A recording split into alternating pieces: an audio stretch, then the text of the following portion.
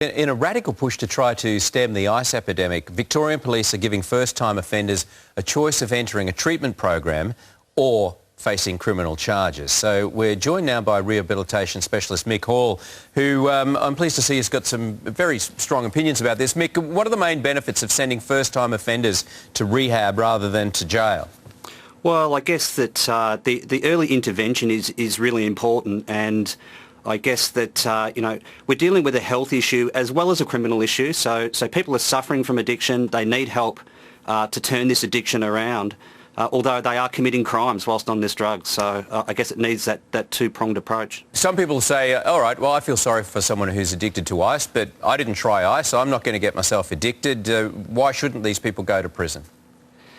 Look, I understand that argument, and in some cases the person does need to go to prison. I think that this is about making sure that the person gets the help that they need. Even if a person does go to prison, they still need help to turn that addiction around, or they'll reoffend. That is the real point, isn't it? Because it's a problem that's not just going to fix itself. Are there enough facilities to cope with this type of program where you're offered a choice of rehab or jail?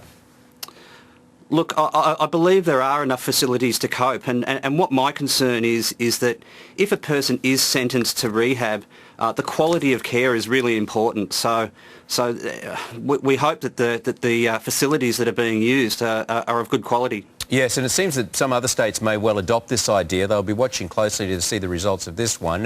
What is rehab like for someone who's on ice? How does the process work?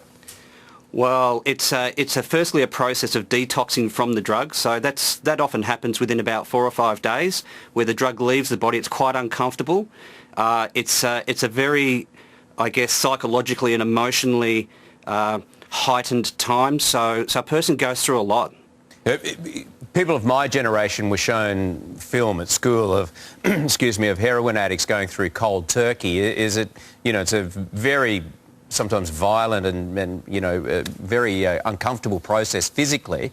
Is it similar for ice addicts?